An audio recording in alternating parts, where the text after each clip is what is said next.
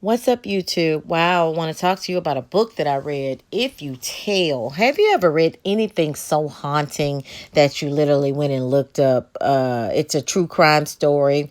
It is actually a Kindle Unlimited on Amazon Read. So if you like true crime novels, if you think you could be okay with reading, because literally it's haunting. It is haunting, and I want to talk about it.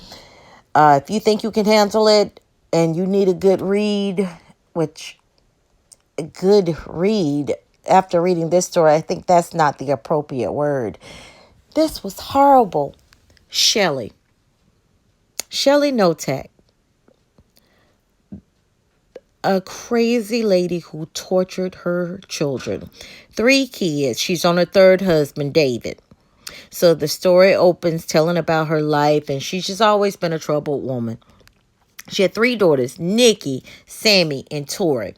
The daughter, Nikki, got the brunt of it. The daughter, Nikki, they would make her waddle out on the ground, no matter whether it was cold, hot, basically. And Dave, the third husband, would hold a hose to her and literally make her waddle on the ground like a pig. Wouldn't feed her. She couldn't go to the restroom. They had to use the restroom in a cup. I mean, she basically tortured this girl. Locked her in her room for weeks. Called her ugly, worthless, everything. So Nikki was used to the abuse. Shelley then moved in a friend of hers named Kathy. So as I'm reading the story, what I'm picturing is I'm thinking Shelley is just some fat woman with no teeth, very poor. This is what I'm thinking. Looks very poor. Maybe putting you in the mind of somebody like in Appalachia, West Virginia, like a really, really, really dirt poor person, which they did have financial issues, but I did not expect Shelley to actually look like she looks. And then Kathy, her friend, Kathy Lorino, moved into her house back in 1988. I pictured Kathy. I said, well, did Kathy have some type of mental illness? And I asked that because I did not understand how could Kathy get sucked into it. So when Kathy moved in, the abuse on Nikki kind of stopped. It slowed up because then it was focused on Kathy. Kathy had been lively, outgoing, opinionated. Before she moved in, Kathy looks normal. I even went and pulled Kathy's picture. So I did not understand what happened to Kathy. How could it happen? Literally, Shelley started giving her some type of medication. So they're assuming probably it was some antidepressants that just slowly changed Kathy to whereas she did whatever this lady told her. Kathy told her, you can't use the bathroom. Again, Shelley has that fascination with nudity, would make Kathy walk around the house naked, cleaning up, would make Kathy go outside and walk and run around the house naked, would make Kathy, punish Kathy by hitting, kicking, beating Kathy up, started starving Kathy. So of course I'm thinking, was Kathy mentally ill? This book was so, oh my gosh. Eventually, Kathy was made to pull weeds, and then Kathy also had to waddle. And Dave, the husband, Shelley would tell him to kick Kathy in the head. She would make Nikki kick Kathy in the head. And at this time, her nephew, Shane Watson, had moved in as well. He was a teenager, a year older than Nikki. He had moved in as well. This was Shelley's brother's son. Shelley's brother had been in and out of prison. Shane moved in. He had had a tumultuous life prior to coming. So Shane, was 13, 14 when he came. Then they had Shane participating in beating Kathy. So from 1988 until 1993, they wore Kathy down to where Kathy Lorino had no teeth in her mouth. She had lost 100 pounds and she could no longer communicate. So she went from a talkative, opinionated woman to a docile, abused, tortured woman. And that was just so shocking to me. Oh my gosh, the things that they talked about that they did to Kathy. It was just like, oh my gosh.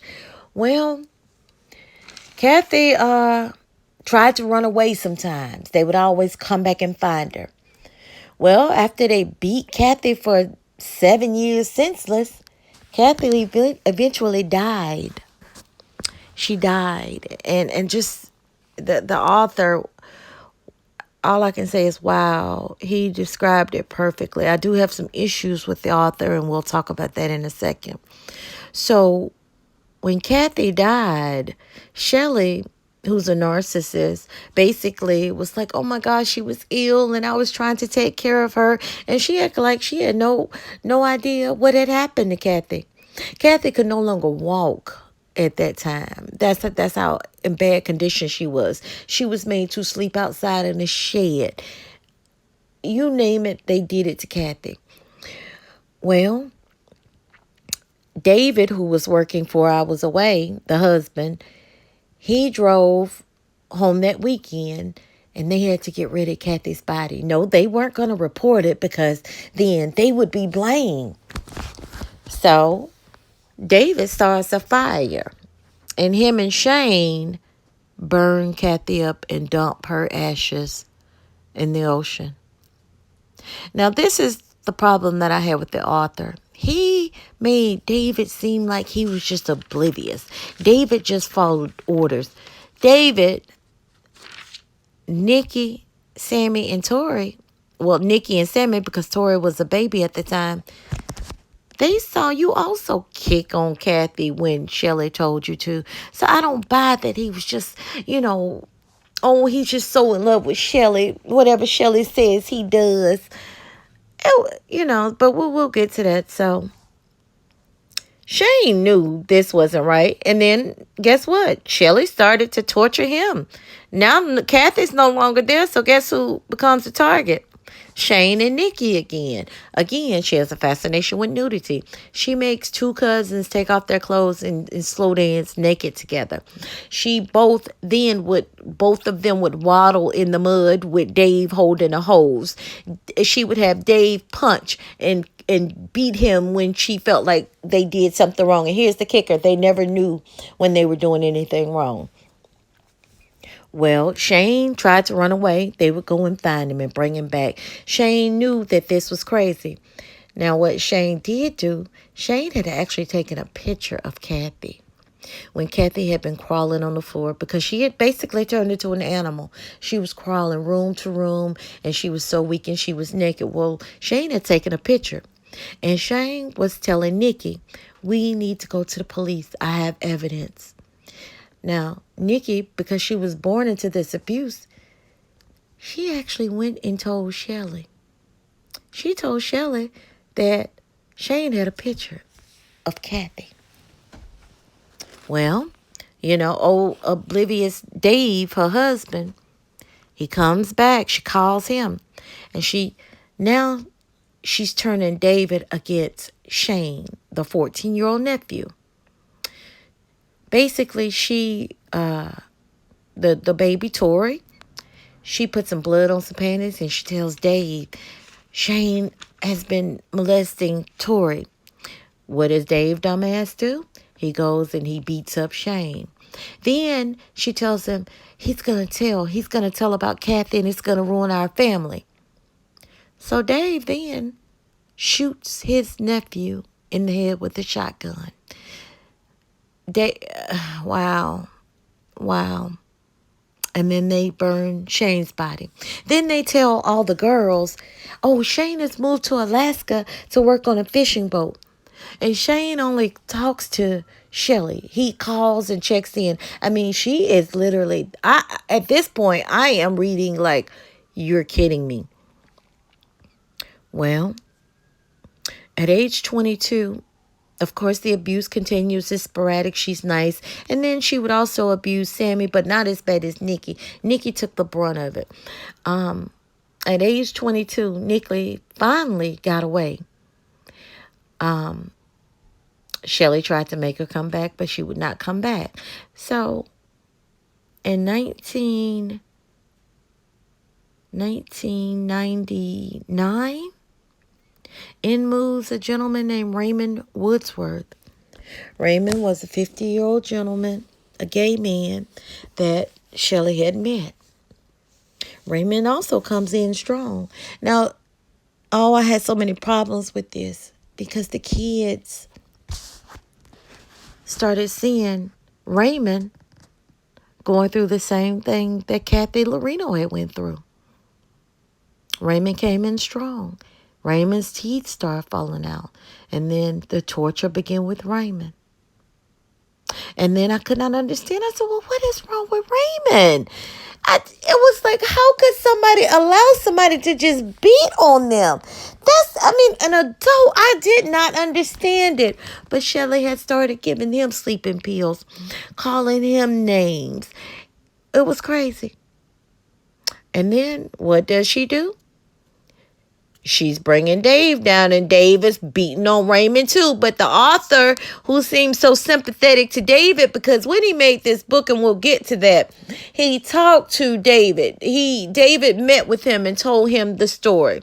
So poor little David, he just doing whatever Shelley tell him. So you're punching Raymond. You see what's going on with Kathy. Well, guess what? You know what happens? Raymond then dies. But they couldn't burn Raymond because the town had a no burn ban going on. And they actually had to bury Raymond in the yard, and they were going to, go and pick him up. I mean, it is just crazy. I was just floored. Well, by this time, Tori, the youngest, because Nikki and Sammy were all adults and they had moved out. Tori, the youngest daughter, she's crazy stuff because, again, Shelley has this fascination with nudity. She would make her take off her clothes, stuff trash down her panties, crazy stuff, crazy. And you look at this lady and it's like, oh my God, when I say psychotic, it was haunting. This book was so haunting, but it was just really an interesting read. Well, Tori was the one that turned her mother in. And I was so angry throughout the book because I was like, Nikki and Sammy, come on. You guys are grown. Why didn't you tell? Now, Nikki did try to tell in, I think it was the year 2002, maybe. They tried to tell about Kathy Lorino. And the Pacific County Sheriff's Office, they didn't follow up. They tried to ask Sammy some questions, but Sammy wouldn't answer her phone, so they kind of pushed it in the back burner. Had they investigated, then Raymond Woodworth, he would still be alive, because it was prior to Raymond succumbing to all those injuries. Oh, wow. She loved bleach. She would torture them by putting them in hot water and bleach. Now, they would all have open wounds and sores and everything. And that's what she liked to do. The lady was, wow, just a house of horrors. A house of horrors. Well, very disappointed in Washington State, because guess how much time she got? Shelley Notek got 22 years. And will be released in 2022. She'll be 68 years old. David Notek, who murdered Shane, who burned Kathy, who disposed of Raymond, he was released in 2016. I'm sorry, David, I'm not buying it. You were complicit in a lot. You abused those people as well. So my thing is, was he mentally... Did he have intellectual disabilities? The author didn't say that. I wish he had them. Because there is no way in the world both of them should have gotten life. And we shouldn't see them anymore. I mean, it was brutal. When I say haunting, it made me just want to talk about it. So I'm just an avid reader. For those who like to read, I mean, it's there. But prepare to be haunted. What a tragic story. Again, Arthur, I think you sympathize with David too much. Oh, he just did whatever somebody told him. Bullshit. What I did appreciate about the author, because throughout the book, I kept getting upset with the children. Not Tori per se, but those two, Nikki and Sammy. Because it was so many times that you guys could have told, But then the afterword, it was a afterword by a PhD who helped us somewhat understand what abused children, how they process things, and why they may not have told. All I can say is, wow, I'm saying a prayer tonight because I just feel like it was very haunting, but a very, very interesting read. If you're an avid reader, you like true crime stories, then check out that book. Hey guys, like this video too. Thank you.